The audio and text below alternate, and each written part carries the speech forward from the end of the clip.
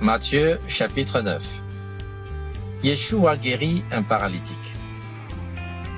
Yeshua étant monté dans une barque traversa la mer et alla dans sa ville. Et voici, on lui amena un paralytique couché sur un lit. Yeshua, voyant leur foi, dit au paralytique, « Prends courage, mon enfant, tes péchés te sont pardonnés. » Sur quoi quelques scribes dirent au-dedans d'eux, « Cet homme blasphème. » Yeshua, connaissant leurs pensées, dit, « Pourquoi avez-vous de mauvaises pensées dans vos cœurs? Car lequel est le plus aisé, de dire, « Tes péchés te sont pardonnés » ou de dire, « Lève-toi et marche » ?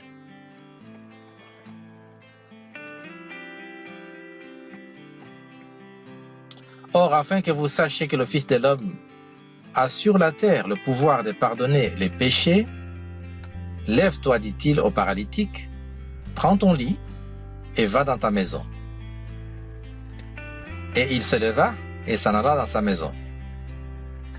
Quand la foule vit cela, elle fut saisie de crainte, et elle glorifia Elohim, qui a donné aux hommes un tel pouvoir.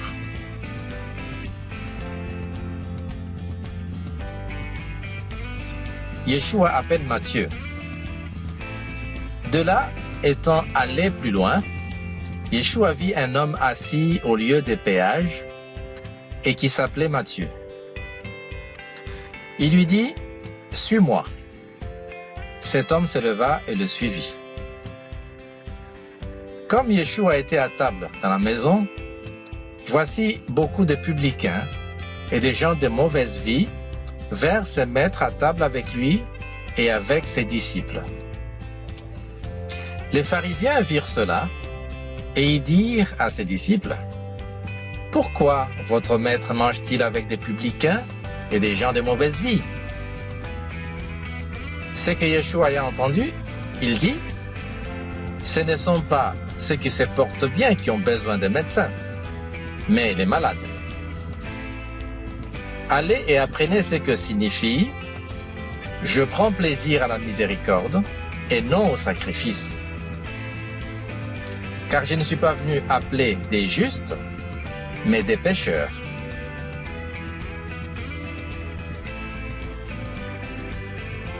Question à propos du jeûne.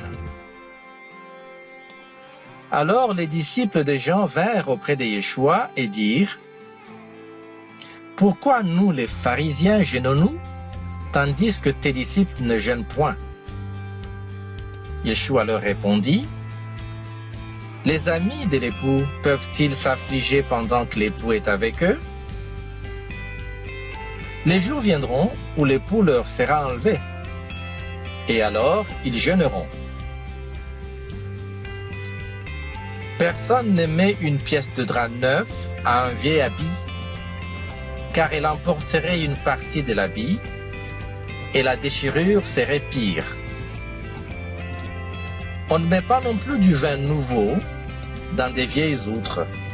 Autrement, les outres se rompent, le vin se repent, et les outres sont perdues, mais on met le vin nouveau dans des outres neuves, et le vin et les outres se conservent.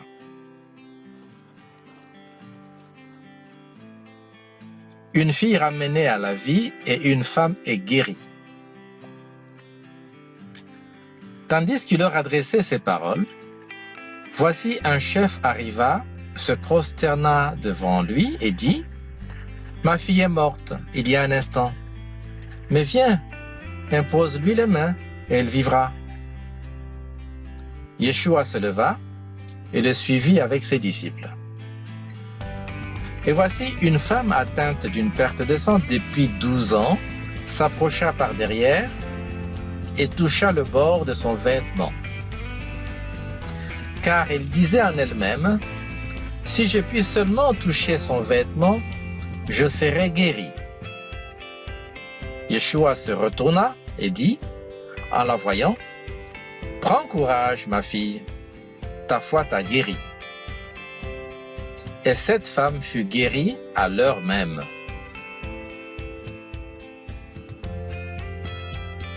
Lorsque Yeshua fut arrivé à la maison du chef et qu'il vit les joueurs de flûte et la foule bruyante, il leur dit: « Retirez-vous, car la jeune fille n'est pas morte, mais elle dort. » Et il s'est moqué de lui.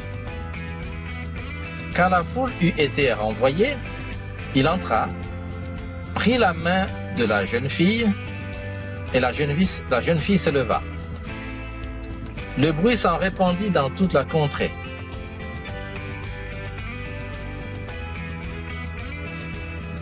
Yeshua guérit 2 aveugles. Étant parti de là, Yeshua fut suivi par 2 aveugles qui criaient: « Aie pitié de nous, fils de David !» Lorsqu'il fut arrivé à la maison, les aveugles s'approchèrent de lui. Et Yeshua leur dit: « Croyez-vous que je puisse faire cela ?» « Oui, Seigneur, lui répondirent-ils.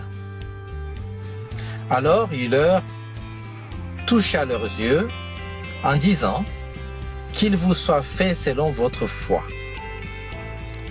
Et leurs yeux s'ouvrirent.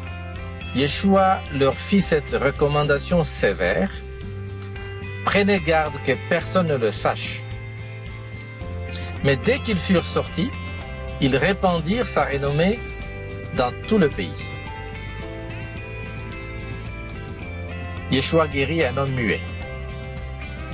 Comme il s'en allait, voici on amena à Yeshua un démoniaque muet.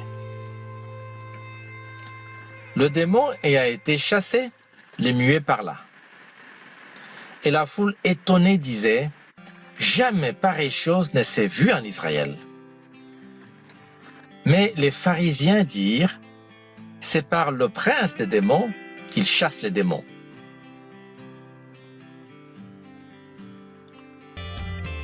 La moisson est abondante et les ouvriers peu nombreux. Yeshua parcourait toutes les villes et les villages, enseignant dans les synagogues, prêchant la bonne nouvelle du royaume et guérissant toute maladie et toute infirmité. Voyant la foule, il fut ému de compassion pour elle, parce qu'elle était languissante et abattue, comme de brebis qui n'ont point de berger. Alors il dit à ses disciples: « La moisson est grande, mais il y a peu d'ouvriers. Priez donc le maître de la moisson d'envoyer des ouvriers dans sa moisson. »